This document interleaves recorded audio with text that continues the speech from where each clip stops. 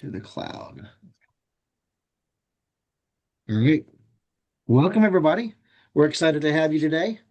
We're going to be talking about liabilities, assets, net worth, all great things to talk about when it comes to building your wealthy life that's ahead.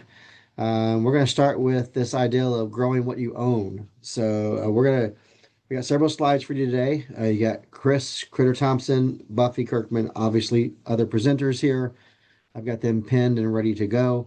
Um, we feel like we've got a pretty good lineup for us today. We're going to be bouncing around on some other sheets to show you some actual live, like net worth trackers, things like that. So, all right, I guess that's pretty much it. So, Chris, Well, why don't you take the first slide here? before we get Oh, go too ahead. started, Critter, can you turn your screen down a little bit? We're only getting like this much of your head.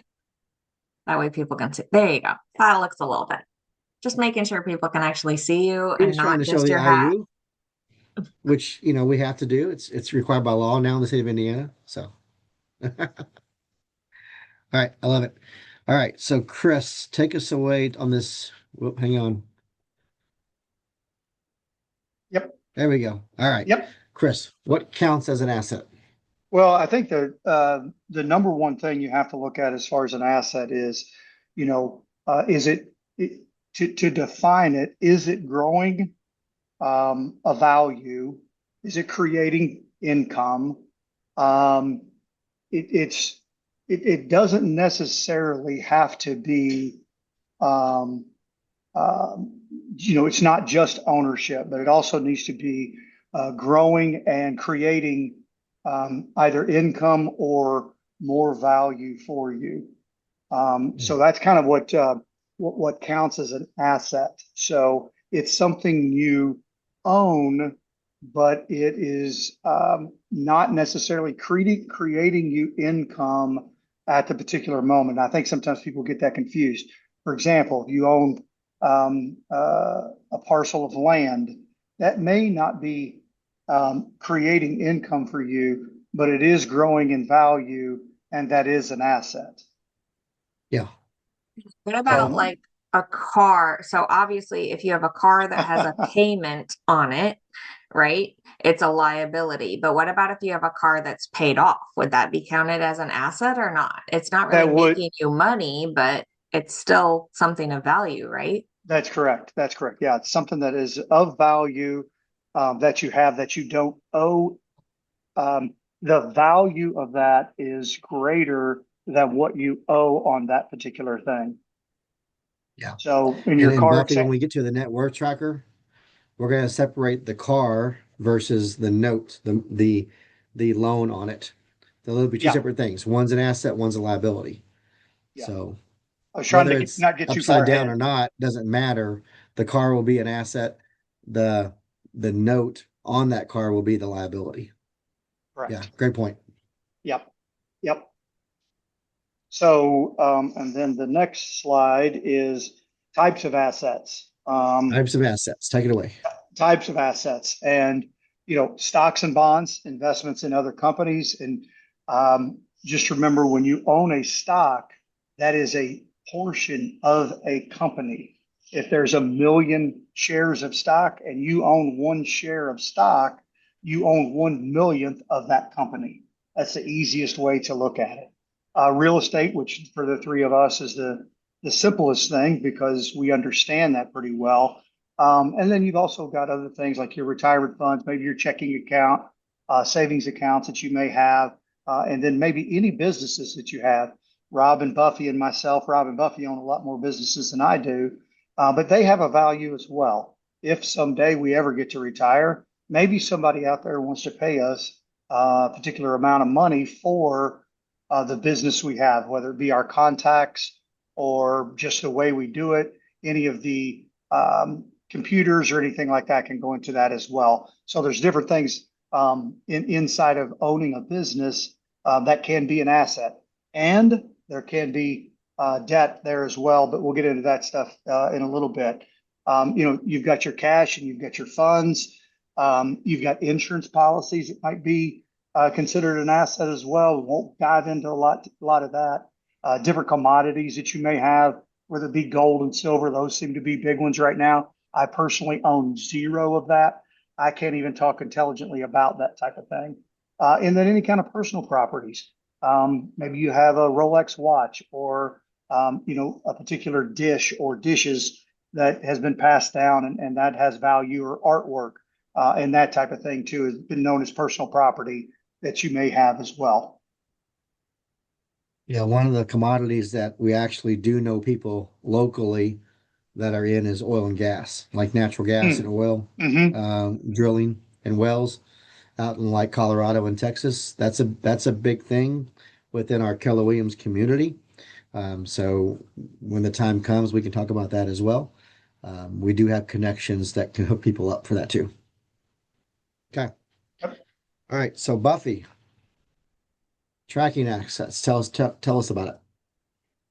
Say, as you're going through thinking about tracking your assets, first you want to think through the eight that Critter just laid out for you, and think about which ones do you already have, right? Which ones do you want more of? Either do you want more of one type of thing, or do you want to maybe diversify a little bit and try to collect an asset that you don't have any of? So some people kind of camp all in one spot or one or two spots, and they never actually look at any of the other ones. So that might be something that you need to think a little bit more about. So if the only asset you have ever had is just real estate, maybe you do need to also look at some traditional 401ks or IRA type investments. You might want to look at oil and gas as a commodity. So just kind of thinking through yourself, or maybe you just have 401ks and you've never considered any of the other types of assets. So that would be the first thing that I would want to say. Hey, Buffy, one thing that you mentioned, a word that I think is very important that people keep in mind is diversification. And that just means spreading it across different investments. So maybe if one goes up and one goes down, you're kind of still in the middle. So diversification of not only your resources, but also your, maybe your Yeah. risk as well. Because if And you there's a have word that invest, we use. There's a word that we use called correlated, non-correlated, right? The idea of diversification truly means going after non-correlated assets, things that don't, when one thing goes up, another thing might go up, but you can find non-correlated when one thing's up, one thing's probably down, and vice versa would be true in a different stage of the economy. so an example of that might be stocks and bonds, like one is up while one is down while one is up, that kind of thing. Just making sure that everyone kind of understands the terms that we're using. So some of those Yeah. kind of sound, maybe like you don't understand them, but or like kind of big words, diversification, non-correlated. They're really not that hard of a concept to understand. It's just spreading it out, over multiple things, because if you have a little piece of 20 different things, well, then if one of those doesn't work out, you've got 19 others that keep you safe. That's all diversification is. Right. Correlated or non-correlated, I stupid example, but thinking of like chickens and eggs, right? Like those things are related, right? So if your chicken dies, you're not going to have eggs. Those things are related. So that's what correlated would mean in a really silly example. The So Rob power of a probably has a better 401k, one. well, the power of the 401k is that it deals a lot with mutual funds.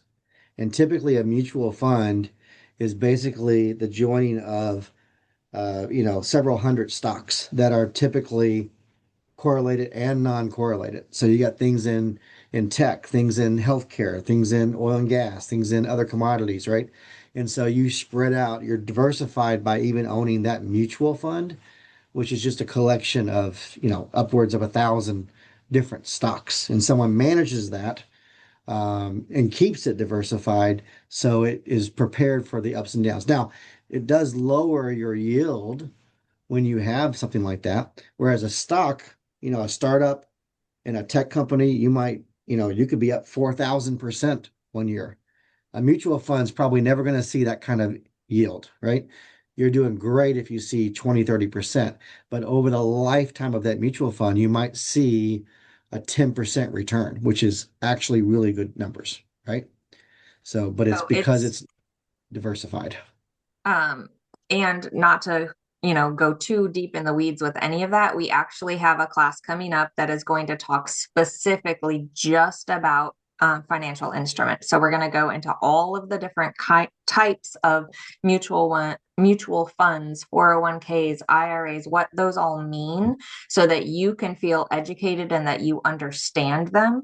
Because one of the biggest hindrances to people investing in things is they don't want to invest in something that they don't know, or that they just feel stupid because they don't know it. So if we can help you understand it with really easy to understand examples, then you'll kind of know what you're investing in a way that will make sense to you. And I also So Yeah. think that if you don't know what it is, don't be afraid to reach out to people that might be experts in that area or invest in that as well and ask questions.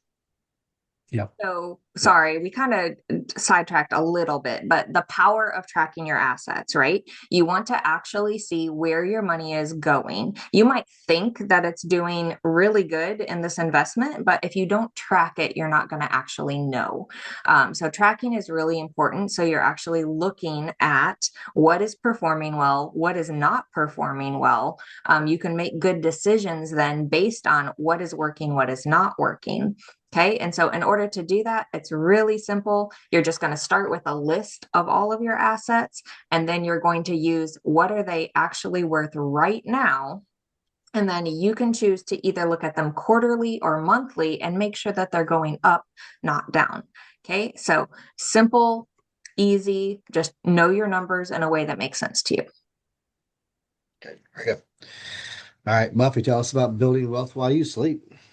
Okay. So these are what we would call, so building wealth while you sleep would be something that doesn't require your direct involvement. So more like what we would call a passive investment. Not all of these things are truly passive, but some of the things that happen as a result of those investments are passive. Okay. So appreciation that happens, you can make it happen. Like if you have a rundown house and you improve it and you make it look pretty again, right? That is, you are making that appreciation happen by what you did. But it can also happen just naturally, like the house that you own. It's going to go up in value year over year without you necessarily doing anything to it. Just by owning it, it is going up in value. Cash flow is what happens when you are getting regular income from your investments. So you're either getting dividends or you're getting rent from your rental house or something like that. But it's flowing back to you to be able to do something with that money. Compounding, we're going to talk a lot more in detail about here in just a few minutes. And then tax advantages. A lot of people forget that investments have a lot of tax advantages. So even if it's not producing great cash flow or the appreciation is small, sometimes it's offsetting that with the tax advantages that you can get from that. So make sure that you talk to your CPA about tax advantages that you can get from your investments as well. So these are all things that work for you without you necessarily having to do a lot of hard work. And this is just naturally building your wealth without you. Buffy, is this a good time for our disclaimer? Yeah, I was thinking that actually while we said it. I need to make a note to always put that in the slides, but go ahead, Rob. Tell us what we are not certified to We are do. not CPAs. We are not attorneys. We are not tax accountants. We are not anybody. We're not financial advisors. We are simply educators who have a wealth of knowledge that we want to share with you. But do not take this as financial advice or tax advice or legal advice. Thank you and have a nice day. There you go. All right, next slide, right, Buffy? Yep. This is what you talked about with a little bit of compounding. You talked, Buffy, when we were talking about this class yesterday, you actually brought this up. This slide wasn't here, and you prepared this slide just for that conversation that we had. So go ahead. So a lot of times, even in today's class, a question was brought up of how do I start investing if I don't have any money to invest, right? So the power of doing that is doing something really, really small. Okay, so what you want to do is ideally you want to get to about 12 to 15% of your income is going towards investments. Well, and you're thinking to yourself, I can't live. I'm already living paycheck to paycheck. How do I live on 15% less than what I'm living on now? Well, the answer is you do it small. Okay. You will never, ever notice if you do this in an automatic fashion and you do it in such small steps that you are never going to notice the difference. Okay. So, what works is that you automate this so that it comes out of your paycheck before you ever get it to the point where you can spend it. So if you have an employer that will do a retirement account for you, then you just start with something that you will never miss, 1%. Okay, so start with 1% a month. If you don't have an employer who can do a retirement account for you, then you can do it yourself. You can set up an account and something as simple as Robinhood or anything like that. And you can automatically just when your money hits the account, you divide it before it hits there, that it's your brokerage can do it, whatever, that it's going into this account before it gets to your spending part. Okay, so you can automate it yourself if you don't have an employer that can do it. But if you do just 1% a month, you are never going to notice the difference of having 1% less of your income that month. So let's say you normally spend $4,000 a month. Okay, 1% less every time your paycheck comes in, you're never going to notice that. That's a cup of coffee, right? You can live without that. And then if you increase that or you do 1% every single month, you're never going to notice the difference. And by the end of 1 year, you're going to have 12% that is automatically going into your retirement account, and you will have never, ever even noticed it. So, because it is so small, you don't actually feel the pinch or that like your budget is changing. You will naturally adapt your spending habits without even noticing it, especially when it's so small as like a 1% difference. Love that. So cut out Yeah. 7 Brew and Starbucks. There you go. You would be It surprised can, how you're quickly right. It just can a be as seven simple brew and as, Starbucks is It's enough it's that to simple. get you yeah, started, right? That yeah, simple. yeah. All right. Next, we're going to switch a little bit. We're going to talk about the rule of 72. And I know I'll talk about this. I know Chris mentioned another rule, like the 7 and 10 rule, right? Hmm. Which Hmm. I had not heard about until Yes. yesterday. So Chris will tell us about that. But the rule of 72 is essentially it's a rule about compounding interest, all right, and how to determine what the compound interest looks like. And then when you see the numbers, if you've never seen this before, when you see this, you will not be able to unsee it. Okay. Um, sometimes I have a conversation with somebody and they're really proud that they're saving money in a savings account at a bank and getting a rate of return on that savings account. Now, I don't need to say it out loud, but you all know what a bank savings account is returning right now. It's not a very high number, right? So 1%, 2%, 3%. Max. Yeah. You might be able to find a high yield somewhere approaching 4%. That's it. Okay. We'll talk about why that's a problem in a little bit. All right. So yeah, for the rule of 72, you basically take 72 and divide it by your annual rate of return. All right. So in this example right here, you're seeing you get a 6% return, and 72 divided by that 6% means that it takes 12 years for your money to double. So simple calculation, 72 divided by your annual rate of return, it's the number of years for your investment to double. So if I started with like $10,000 and I invest that money somewhere where it's growing at 6% in 12 years, I'll have $20,000, right? In 12 more years, I would have $40,000. In 12 more years, I'd have $80,000. It takes a while for that money to grow for you then to be able to use it to live on as like a retirement nest egg. Okay. At 8%, it takes 9 years. At 10%, it takes 7.2 years. At 12%, it takes 6 years. Okay. Wealthy people are thinking 12% and up is a wealthy return, right? Because your money for it to be able to double every 6 years is a significant advantage over your money doubling every 12 years.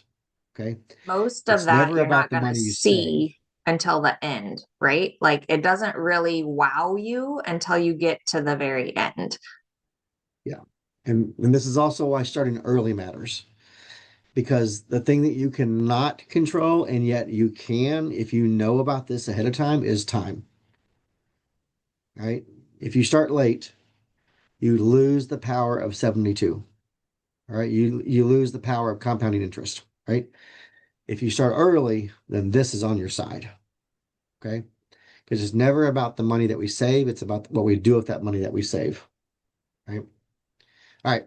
Um, so that's the rule of 72. I love this. I found out about this like 15 years ago, and it just changed the way I thought about investing. And, I was pretty happy when I was getting 68% return until I saw this, right? And then I realized that's never going to get me to my goal, right? So, Yeah, Rob, anybody have and anything? to just simplify on what I've always been taught is the 7-10 rule is if you're getting 7%, it'll take you 10 years to double. If you get 10%, it'll take 7 years to double. And I think Yeah, that's just a very simplified. I just always remembered it from day one. yeah, absolutely. All right. So we're going to move into Chris. The next slide is compounding start early. Tell us about that. Yeah, for sure. One of the big things is just starting early, and I know that the three of us talking here, if we could go back to when we were 18 years old, we would say, "Man, I tell you what, I didn't need." Of course, Starbucks wasn't around when I was 18. I don't know what was, but maybe I would have not drank a couple of beers during college and saved that money. But maybe Buffy would have been not to have Starbucks throughout. Her entire college life to save money because even starting way back then and starting very early and how much greater that would be. And I know we talked yesterday, Rob, on some of the examples, and you know the numbers better than I do. And I said it was the penny example of Yep. of That's actually coming up next. Oh, There you okay, go. that's up next. Okay, there you go. Yeah, Sorry, my sheets are so out of whack. So, you're good. it's all about starting early. It's not looking at it and saying, "Boy, when can I?" I'll start when I feel I have enough money to start, when I'm comfortable. Because if that's the case, you might be in your 50s or 60s before you ever started. So it's doing like Buffy talked about just a second ago, a little bit at first, and you'll really start to see it over time. And it's kind of one of those things. What my wife and I always did was when we put stuff into investments, it's like it went into the black hole. We didn't look at it.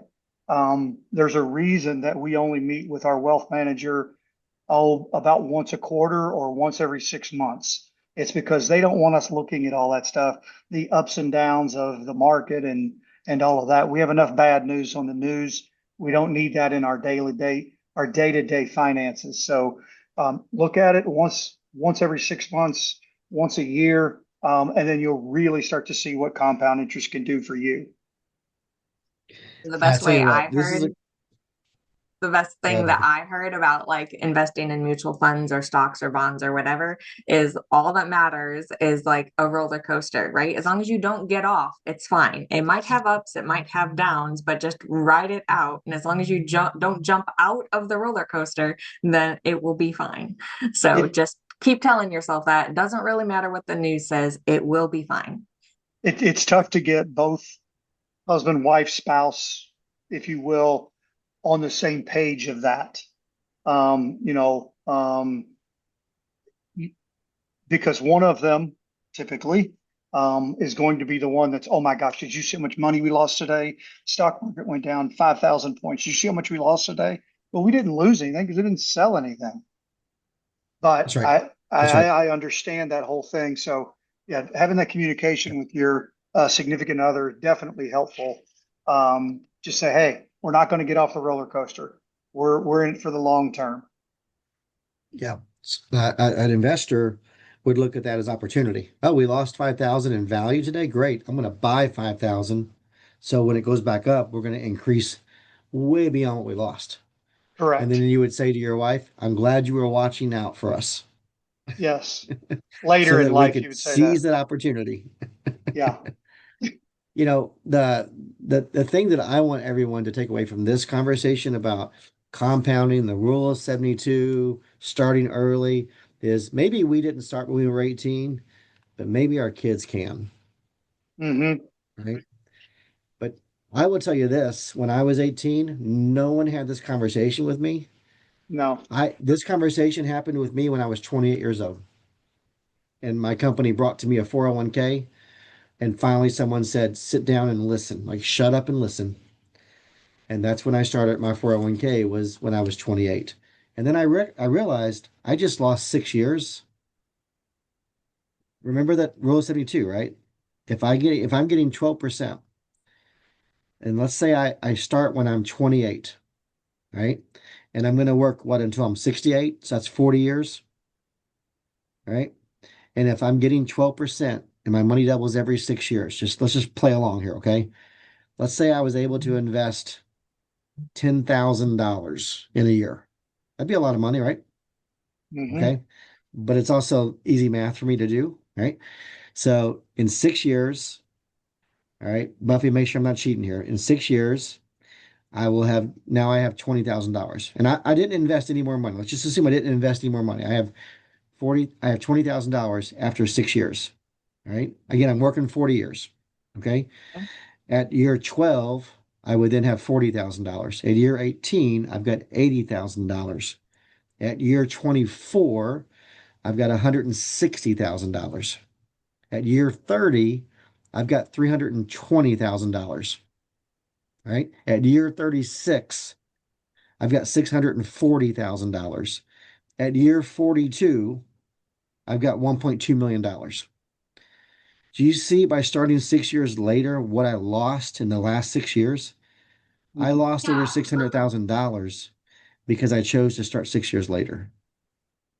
Yeah, because you can't double then. And that's what this slide really shows, right? It's a small amount. Like look at the early starter, right? That's like $400 a month is what he invested. And he only did it for 10 years. So his total investment in this example on the slide that we're looking at was $50,000. And he never put anything else in. But the person who Yep. started later, 10 years later, actually invested $150,000 and he never caught up with the guy who never touched it again. So you've got a $50,000 investment of your money that you're putting in or a $150,000 investment and he still can't catch up. So tell Sure. this to your kids as early as possible because the Yes. doubling really, And really as matters. often as possible. Right? This has to be the way they're raised. They have to be raised to think this way because you're not giving up whatever $2,000 a year for 5 years in your early 20s. You're giving up $500,000. You're not giving up $10,000. You're giving up $500,000 by delaying the start. That's what they need to know. Okay. Yeah, we need to scream Time, that message from the rooftop. time. Yeah. Time is what you can't figure. You cannot go back and replace time. Yeah. And it's So, a all right. great conversation. My kids get sick of listening to me about it, but you can also online, you can pull up a lot of things that will give you examples of $100 a month or $50 a month starting at age Yeah. 18. A lot of Yeah. hypotheticals that will be able to help you prove your point. And they may not thank you initially because they don't get their 7 brew or Starbucks monthly, but when they're Hourly. 40 and 50 years old, they're going to be able to look at it and say, wow, mom and dad really knew what they were talking about. Yeah. Yeah. Well, this pinning I don't know if exercise is they a really actually ever say simple. that, but maybe your kids are better than mine. No, no, for sure. No. Mom, maybe, but not dad. My kids were really good at nodding yes in approval and then ignoring it later. Yeah.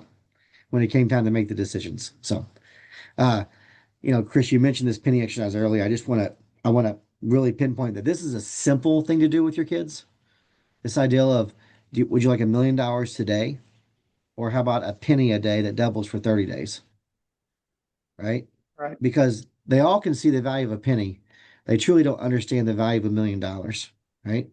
But they all have heard that $1 million is something special. So almost everybody, without knowing the math, would pick $1 million, right? In 30 days, in 31 days, you got over almost $11 million, right? In 30 days, you got almost $5.5 million just by doubling your money. It's a type of compound interest, right? Or compounding of numbers. So 1 penny today, 2 pennies tomorrow, 4 pennies, and then 8 pennies, and somehow magically ends up being millions of dollars. Come on, the math is there. Get a calculator, like an old school one, or on your phone, and do it with your kids. It's a great Hmm. lesson that they won't forget about Right. Because compounding. doubling, again, it's not going to be like super exciting numbers until you get to like the last three times that it doubles. And it's the last three or four times that it doubles, that's when everything changes like crazy. It's the doubling aspect and how many Yeah. times can it double? And it's time that it takes to double, right? In this example, it's just 1 day, one more day, but in other examples, we're talking about years, Right. right? So, I think okay. this is a really easy thing to show your children as well, that you've got a flexible schedule, right? You've gotten to the age of whether it be 50, 55, 60, 65, whatever it is, and you're in retirement and you're pretty comfortable. And your kids are like, oh, well, I want to be like you and be able to be in that comfort space. They weren't there when you started out at age 22 or 24 and started saving money. And we didn't get here in the last 5 years. We got here in the last 35 years. And I think that's one thing that you really have to explain to them, because our kids grow up, which is great. They grow up in a better situation than what we were, but they got to understand that they need to be able to do it themselves as well. Yeah. Yeah. All right. So let's move on. We're going to shift gears again. We're going to talk about something called the four income quadrants. The four quadrants comes from a book by Robert Kiyosaki called The Four Quadrants, The aptly quadrant. named, right? No, it's called So cash we're flow going to quadrant. cash flow quadrant. Yes, thank you. Sorry. Cash flow quadrant, which we're going to take that book and we're going to put it all in one slide, right? And talk about it real quick. Although I highly recommend that book. Again, Robert Kiyosaki, great author, wrote Rich Dad Poor Dad, which you probably have heard of, and yet cash flow quadrant you probably haven't heard of. Why is it important though? So, how you make money determines how much you keep, right? So, we talk about in the quadrant, we talk about left side, right side. All right. So on the left side, we have actually this is kind of reversed, Buffy, from how the cash flow quadrant is set up, which is okay. We'll talk about it in a different way. I go top to this slide made it top to bottom Yeah. instead of left to right. So yeah, in the book it's left to right, but in the top in this one it's top to bottom. So in the top sections we have employee and self-employed. All right. Both folks are trading their time for money, their effort for money, right? They're doing a job that pays them an income. Okay. And that that basically means that every dollar they have, they had to show up for, right? And then on the bottom side of this, which would be the right side in the book Cash Flow Quadrant, on the bottom side, you have the business owner and you have the investor. And in this case, they're not working for every dollar they make. They're creating systems or leverage. They are hiring employees, or in the case of investors, they are purchasing assets that then create cash flow in the form of passive income. Um, so the wealthy people in our world are going to live, in this case, below the line. All right. Um, and that's what you want. That's what you want to strive for here as well. You want to strive in your life to be a business owner or an investor. Um, you can be, I know as a real estate agent, I know a lot of self-employed real estate agents make a lot of money. They do great. They do great. The moment they stop working, though, how much money do they have coming in? None, right? And one thing that's true about money is you can never make enough, you can never earn enough to retire wealthy. right? It's what you do with that money that matters. And that's what business ownership and being an investor looks like. All right. Moving right on this spectrum is how true wealth is built. Employees and self-employed earn money. Business owners and investors build assets. All right. Do you happen to have the slides that you used from this morning with the actual correct one, just so we can show people the right slide? If you don't, it's no big deal. But I might attach that when I send out the follow-up email, just because I didn't proof this slide ahead of time. My bad. But I think it does look Give a me little one bit. second here. I can have it up. Hang on a second. It's like, I know you just had it this morning, so that way they can actually see what the correct quadrants look like. There you go. Yeah. Um, Rob loves a good chart. We do love a good right. So chart. this is from the book, right? This is from Cash Flow Quadrant with Robert Kiyosaki. So it's employee, self-employed, business owner, and investor, right? These the left side is trading time for money, and the business owner has employees that make them money. Not to say the business owner doesn't actually do work that makes money, but they actually have more income because they are having employees also bring in income to the business. And then an investor, it's not trading time for money or the leverage of employees for money. It is money grows money, right? Your money is making you money. So And money this is does where the grow wealthy on live. trees. You just need the right kind of money tree to make you more money, right? That's exactly right. Yes. And when you find that where that tree grows, let me know. So, all right. So let me go back and share the other. Hang on a second. All right. And we are. Yep. Here we go. Okay. So moving on then. Buffy, hang on a second. Tell us about liabilities. Talked about this a little bit earlier, but go into detail. So, liabilities. What is a liability? It's something that costs you money. It's the opposite of assets. Basically, it's what you owe, is the simple and easy definition of what a liability is. Okay, so some common examples: your car payment, your mortgage, your furniture, your debt, all of those things that you owe to other people. Okay, so there is a difference in two different kinds of debt. Rob did talk about this a little bit this morning, but there is debt that is productive. And that is debt that you choose in order to acquire an asset, to increase your income, things like that.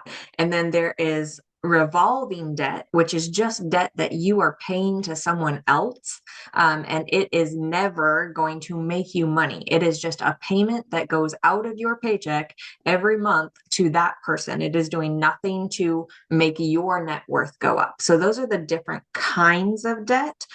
They're both considered liabilities. If you're talking about a sheet, right? They're both going to show up as a liability, but there's a very big difference in what kind of debt that liability is. Anything more you want to say on that, Rob? No, I mean, in simple terms, it's productive debt is good debt, destructive debt is bad debt, right? And what the wealthy understand is the power of debt, right? Is wealth cannot be achieved without productive debt or good debt, right? So that's a hard concept for a lot of people who maybe grew up in a Dave Ramsey world to understand that there is such a thing as good debt, right? And I like Dave Ramsey. I'm picking on Dave Ramsey, and yet what the wealthy understand. All right. This is not the upper middle class or the middle class. This is beyond that, right? This is the top 5% in the world in terms of money. They understand that debt is not a good thing. It's a required thing to produce wealth, right? Debt is necessary. Good Let debt. me chime in on that really quickly, Sure. though. So I grew up as a very big Dave Ramsey fan. It took me a Yeah. long time to switch my mindset over into the fact that debt could be a good thing. However, here's the one thing I will say about Dave Ramsey. Most people are not capable of controlling productive debt until they have learned how to control their lifestyle, their budget. That's where most of America lives, right? What was our Yeah, stats last week? Like 75 to 80% of Americans live paycheck to paycheck. If you are one of the 75%, you do not need to go be thinking about productive debt yet until you get all of those other things in control of your lifestyle first. If you don't know how to live on 100%. a budget, all of those kind of things, you have no business thinking about good debt yet because you Yeah. have too much of the revolving destructive debt. You have to handle that quadrant first before you're Yeah. able to start thinking about the good debt. You have to And learn to that's live where below your means. Right. And that's what Dave Ramsey does help. And why I'm still a Yeah. fan is because he helps the 75% of the world that's all that they need to do is Yeah. focus on that part of their life. Until they can get to that point, they're never going to be able to think about having good debt. So that's That's right. my personal story too, right? Like I had to be Dave Ramsey. I was in debt. And so I had to get out of debt by controlling my expenses, my lifestyle, living on a budget, all of those things before I was ready to start thinking about the next step of good debt after that. Absolutely. Hey, Yeah, no, that's a great point, real Buffy. quick, I just wanted to throw out that do you think that with the debt thing that you could actually look at it as far as being destructive debt versus productive debt is if the debt can make you money, it's a good debt. And if the debt is something that makes you feel better, it could be a bad debt. There's some Simplified truth way to there. explain it. Exactly. Yeah. Exactly. Yeah. Yeah. If Okay. you're participating in debt to make you feel better, like, oh, I can have a nicer car, I can go on Exactly. vacation, I want things, and that makes your life better or more comfortable, that's probably a pretty good indicator that it's a destructive debt. Yeah. Yeah. Yeah. Okay. Let's move on to Chris. You take this next slide. The common money traps. Oh, wow. Yeah. Man, avoidance. You cannot put your finances off on a bookshelf somewhere and hope that they just take care of themselves. That's the number one thing I would say about this is that you can't, and you and your spouse, you and your kids, you've got to sit down and talk about these things. And sometimes they're very difficult conversations, but you need to be able to do that because, man, once you start on the slippery slope, whew, it goes quick. It goes quick for you. Um, yeah, a couple of things I have a real problem with is money worshiping. Is money isn't the cure all. You can't say to yourself, man, when I make $100,000 a year, all my problems are going to go away. No, no, because if you're not doing the right things with the money, you're just creating more problems. Look at professional athletes. How many professional athletes do you know of that you've read about that, or lottery winners have won all this money and 7 years, 5 years, 3 years later, they're bankrupt because they haven't, it's what they didn't do with the money. Um, Yeah. Man, this here is one of the big ones for me. I have a real problem with status spending.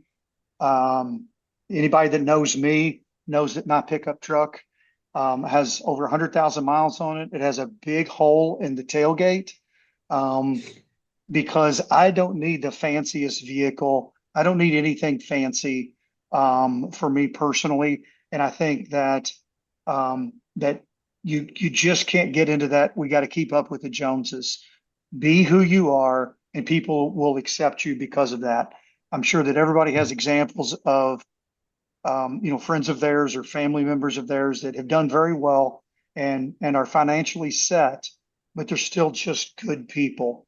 And then on the turn of that, the other side of that, they've got friends of theirs that want to keep up with the Joneses. They got to live in the right neighborhoods, they have to drive the right cars because they want everybody to think they've made it. Fake it till you make it kind of thing.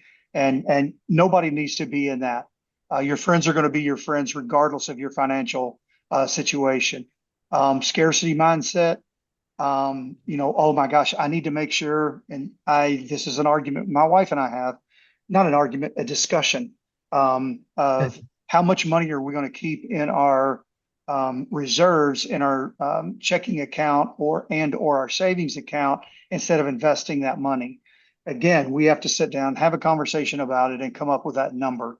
My number's a lot smaller, hers is a lot larger, and we have to be able to come to the right conclusion with that. So, that way, when you do that, you're not making decisions off of fear. You're making them off of really sound research decisions.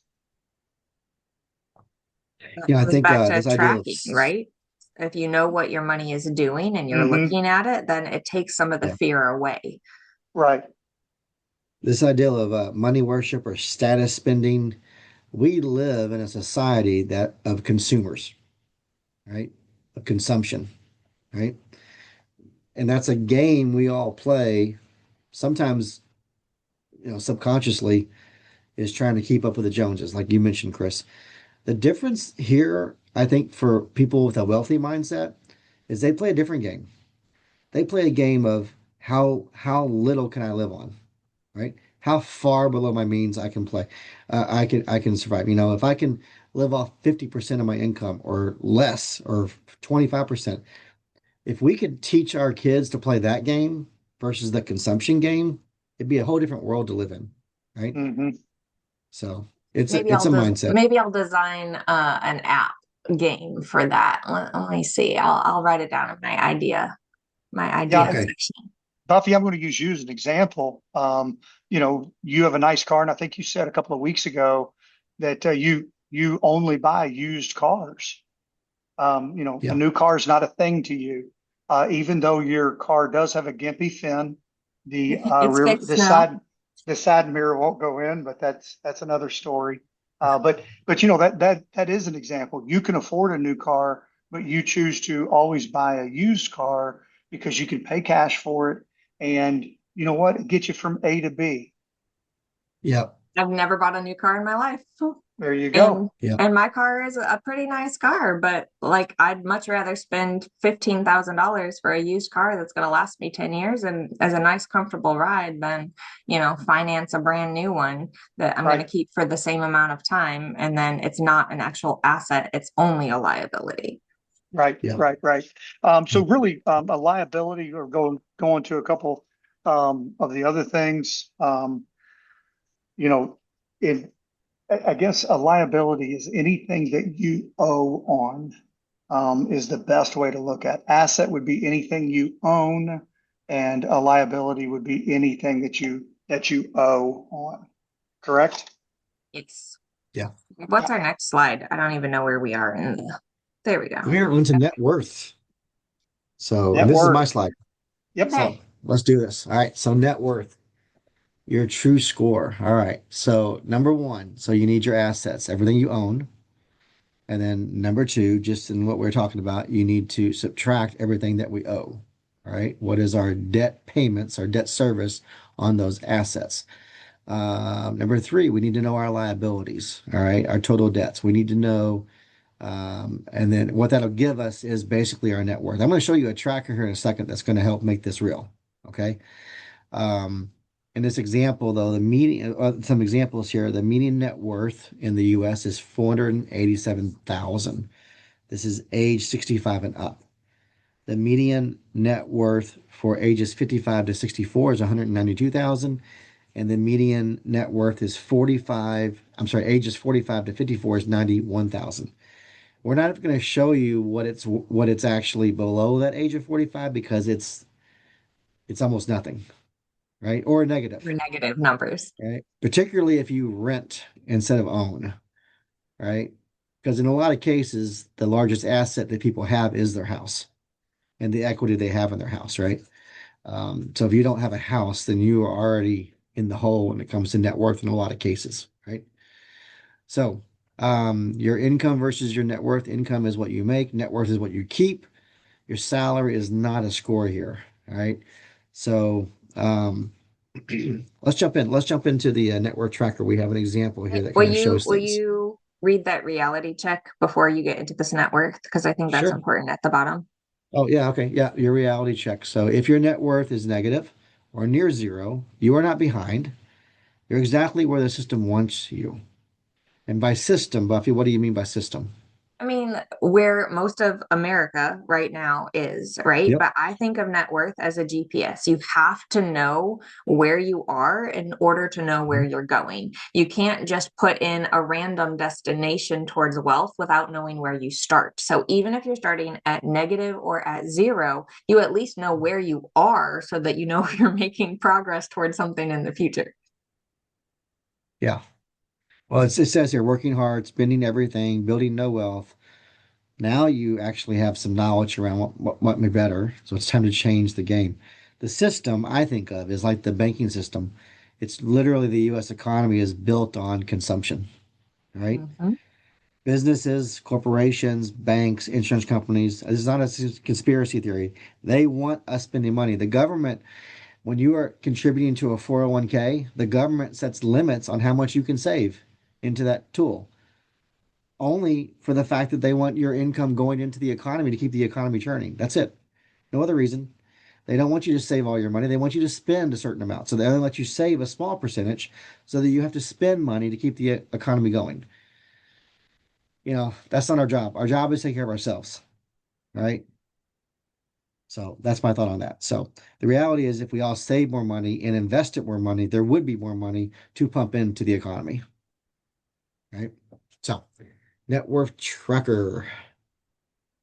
Oh, that thing. All right, there we go. All right. So, and Buffy, you're going to share this blank copy, this sample for everybody. And if you're using this sample in Google Sheets, you need to make a copy, because if you don't and you start plugging in your private information into this network tracker, everyone's going to see it that pulls up this sample sheet, just to be clear, right? We'll try to share it as a forced copy where it will have to make them make a copy. So if I remember to do that, I will try to share it where it forces Okay. them to make I a don't know copy. how to do that, so I'm going to rely on you for that one. So, all right. So, and again, it starts here. There is an example of what to do. All right. The overview is basically the sheets that follow totaled up. All right. So in this example, someone's net worth is $540,200. Okay. It lists their total assets and their total debt. Now let's dive in. And you can see the assets here total over $1 million and just over 500,000 for debt. So you take this number minus this number, and that gives you the total net worth. That's how it's calculated. Very simple calculation, right? So in this case, they have assets and they put them into four categories, right? So you can add more lines if you really needed to.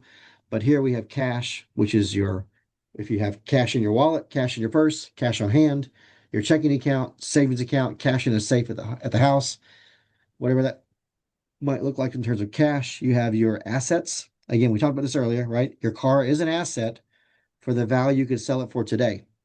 The liability, the note, the mortgage, or well, not the mortgage, but the car loan is a liability that goes separately, and I'll show you that in a second. So, car, you have a truck, maybe you have a boat, maybe you got in COVID you bought a camper too, maybe you've got some jewelry that's worth something. I don't know. Maybe you have some art hanging on the walls. Those all things would be considered assets. All right, things of value. All right. I'm not talking yard sale value, by the way. I'm talking about like appraised value. All right. Where you have to hire a professional. All right. If you're selling something at a yard sale for 10 bucks, I wouldn't put it on this sheet. Okay. All right. Investments. You have your personal house, your primary residence. All right. What is it worth in today's market? Maybe you have some rental properties. Right. What are those worth in today's market? Right. And then maybe you have some retirement accounts. You have some mutual funds. You have some bonds. You have securities. You have stocks. Right. Those things. You could put stocks in either investments or retirement accounts. It's really up to you where you put things. But these are all going to be added together over here to come up with a total. Okay. And then your debts. All right. So consumer finance, do you have any credit card balances that you're carrying forward? Okay. Do you have any school loans? All right. Do you have any medical bills? All right. The mortgages on your rental properties, right? Maybe you've taken out some money out of your HELOC to invest, right? That would be a liability. Those car loans, if you had a loan on that RV that you bought in 2020, right? Those things would go over here under car finance. Okay. And those items equal your your debts or your liabilities. Okay. And again, this first page was just the overview of all of those categories added together. In this case, 540,000. Is that a good net worth? Yeah, it's not bad. I always would say, well, how much of that's your personal house, right? Because you need a place to sleep at night, right? So there's not much we can do with that, although I do highly recommend using the equity in your personal house as a investment tool, but we'll teach you more about that later, I think. Um, anyway, and then there is a last page here where you can measure your progress. And you can do it whether you're doing this monthly or quarterly. I can tell you the wealthy look at their money more than monthly, right? So if you want a wealthy habit, you should look at your money probably at least on a weekly basis, but maybe update your tracker on a monthly basis when you're making your monthly payments, because most revolving debt, most mortgage loans, things like that are going to be monthly payments. So it makes sense to update things then as you pay down principal. Maybe you only do an asset evaluation, like how much is my home worth once a year, but you calculate the mortgage and how much it's paid down every month. That makes sense? Same thing with you have car payments, things like that, right? This is a Buffy, how long do you think it takes someone to actually update their net worth tracker if they do it monthly?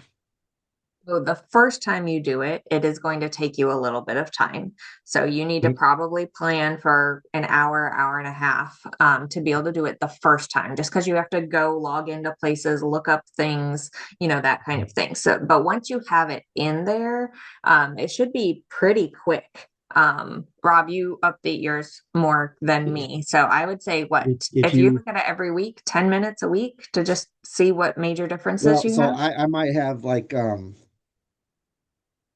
let's say 15 different um assets that several of them have a liability attached to it, like rental properties, storage facility, things like that, right? So in that case, as long as I have all of my passwords saved to my computer, I can do it in 10 minutes or less, right? Again, I'm not updating the value of a rental property except once a year, right?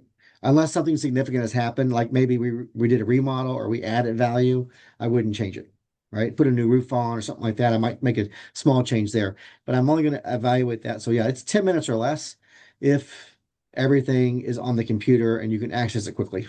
It's very quick. Why this is important. This isn't just like a fun exercise to see, oh, is my money growing or not? It's actually, if you want to start investing in properties, this type of sheet is something that a bank is literally going to require of you to do. So you might as well get in the habit of doing something like this, because this is literally what Rob is showing you right now. This is an example of what they call a PFS. And if you try to get an investment property with a bank, you are going to be required to fill out one of these. So if you already have a net worth tracker, it makes this super easy to fill out. And this is the Yeah. bank's version of that net worth tracker, because they want to know if you investing in this house or whatever it is you're trying to buy is a good idea or not. Yep. Um, so this And is the like PFS is one personal page financial version. statement. So I remember as a new investor years ago when my lender, when I tried to get a loan on a rental property, the lender said, I need your PFS. I'm like, hmm, okay. Google, what does PFS stand for? I didn't know what they asked. So then I knew to reply back, do you have a sheet that I could use to fill this out? Most lenders will supply you with a sheet. And honestly, most lenders don't care which sheet you're using. So I use this one. Even if I'm getting a loan through First Harrison or German American, I'm going to still use this one document and I'll just update it regularly. And So sometimes, honestly, they will take, if you're doing your net worth tracker in a Google sheet, you can literally sometimes just send them that sheet and they're fine with that. It doesn't have to be on this type of form. this I is just true. want to make Yeah. the correlation with this is not just for your benefit. This is something you actually need to do if you plan to get an investment property later on. Yeah. Yeah. Hey, and Okay. one of the things you all talked about was updating it.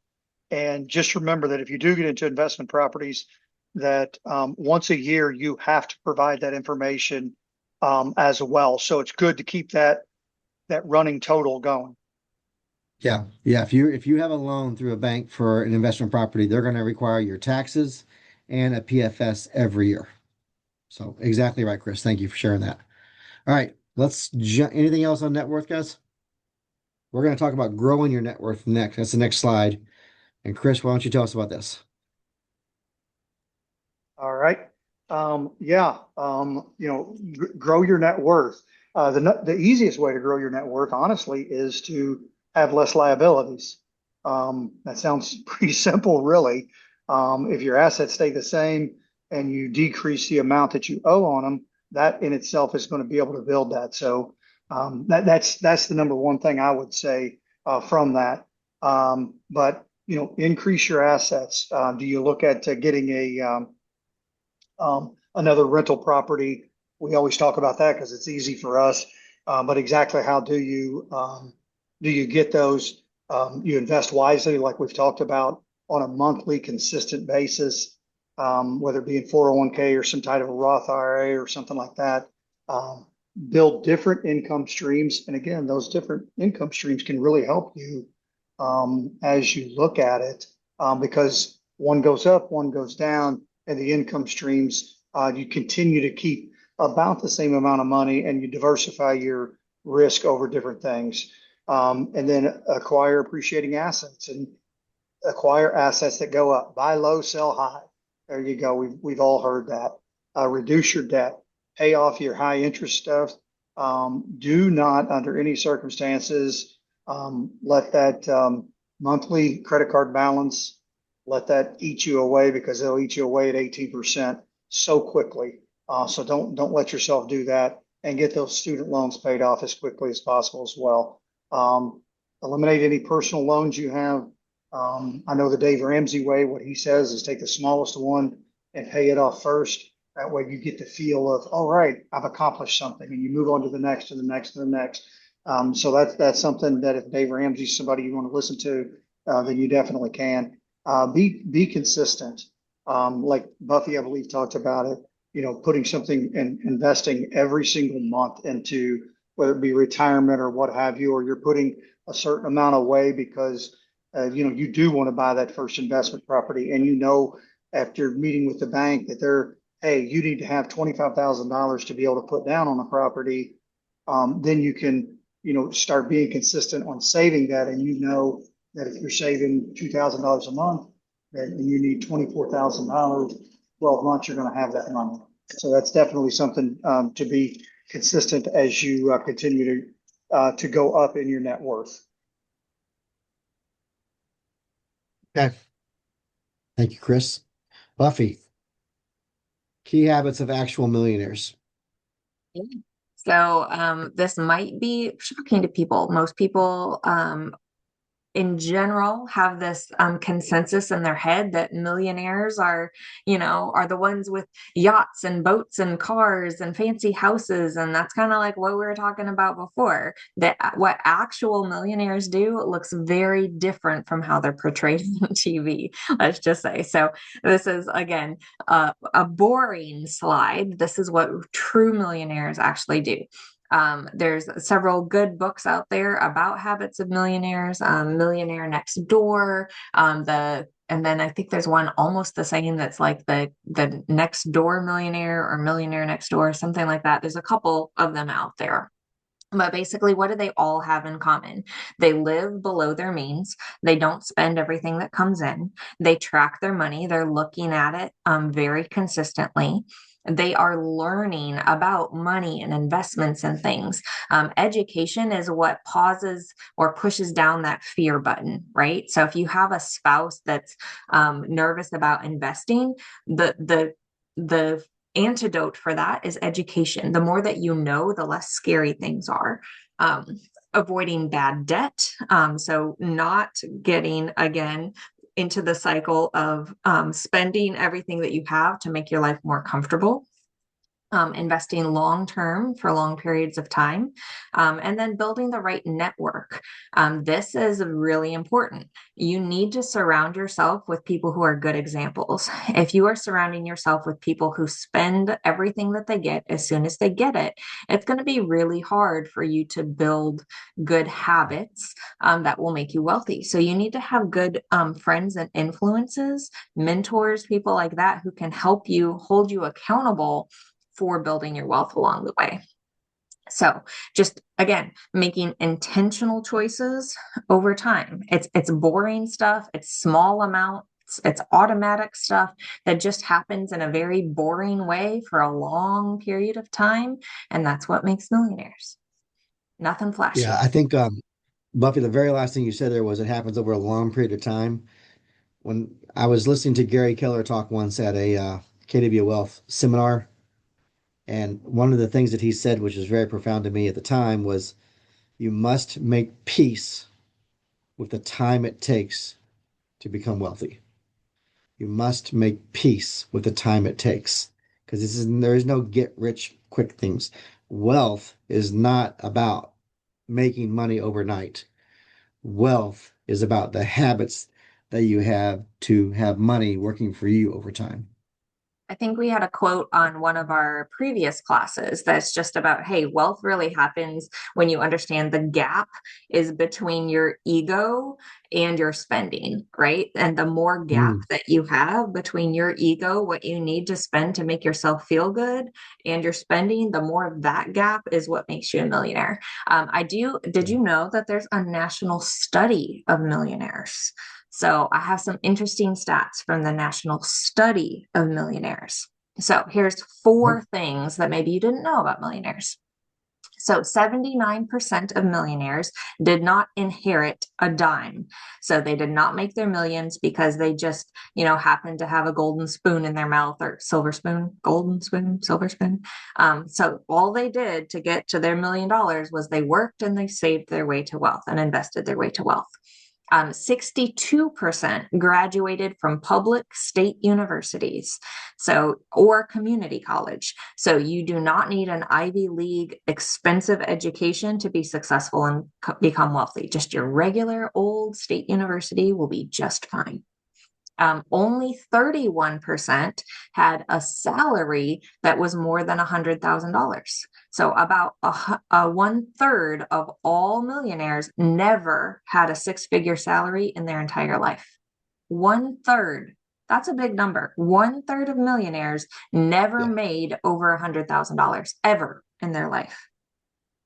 And then Yeah. 94%, again, this is what we just talked about, live on less than they make, compared to 55% of the regular population, which basically lives paycheck to paycheck and spends everything that they make. So those are some stats I thought would be fun to share with you. Yeah. I'm always reminded of the fact that being wealthy is not about how much you make. It's about what you do with what you make. And how much you Right. keep of what you make, right?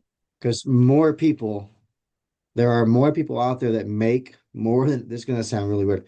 And I don't have the percentages, the fancy percentages that Buffy has, but more people that make over $1 million a year actually have spending problems than the opposite would be true, right? So more people that make more than $1 million per year are essentially on the verge of bankruptcy because of spending habits are poor. They're really good at making money, but they're not good at anything else when it comes to money. That's scary, All right? right. But it goes to the point of the habits, right? What makes millionaires is habits, not making money. So, all right, we're going to wrap up with this slide, guys. All of us can pitch in here. Buffy, why don't you start?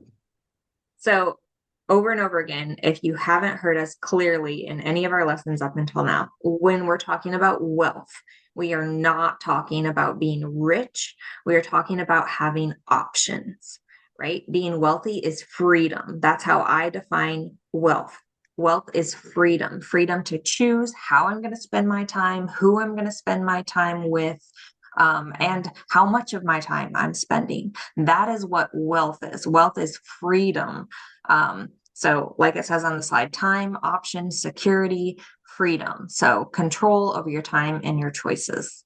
That's what true wealth is. Yeah. So the playbooks that schools never taught you. Number one, understand assets and liabilities. Right? Understand assets and liabilities. Know what makes you money versus what costs you money. Number two, track your net worth. This is a habit of wealthy individuals. Monitor your financial progress regularly. Make it a game. Make it a game. Wealth is not built without intention, right? And when you understand exactly where you're at, you can set the next goalpost. Like, okay, well, right now, this year, I'm here. What do I want to accomplish this year to get to the next level? I'm at 500,000. Congratulations. What can I do this year to get to 600,000? Right? It ain't going to be making more money for my paycheck. It's going to be doing something with that money that creates the asset, right? The growth in my assets. So, Chris, how about number three? Number three, hang on. Invest consistently. Yep. I don't have my glass. Yeah, number three, invest consistently.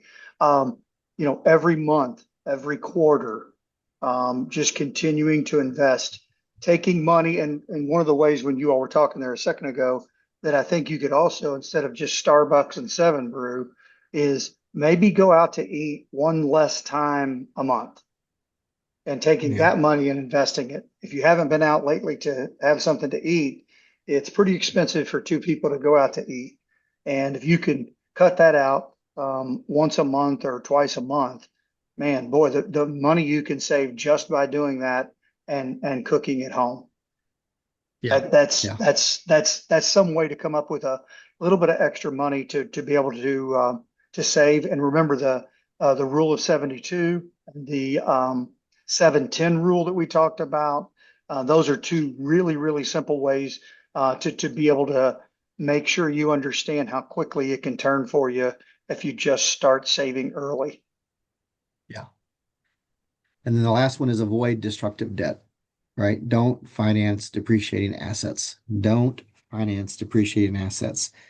These are the things that the system wants us to do, but the schools will never teach us not to do. All right. Start small, ignore the noise.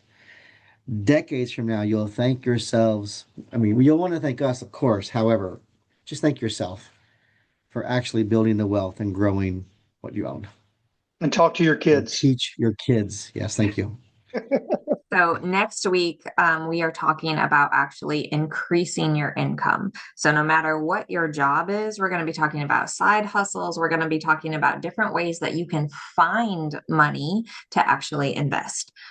So if you have a teenager who is looking to who you're sharing this with and they want to know how to start investing, we're going to be talking about side hustles, increasing lines of income, different streams of income, all those kinds of things. That's our main topic for next week. So we will see you then. Fantastic. All right, everybody, have a great day. If you're out here in the Midwest where we are, it's really cold and really snowy. Stay warm, stay inside like we are. All right. See ya. Oh, Hoosiers. Go Hoosiers.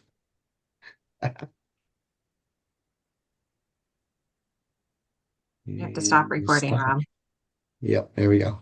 Hang on.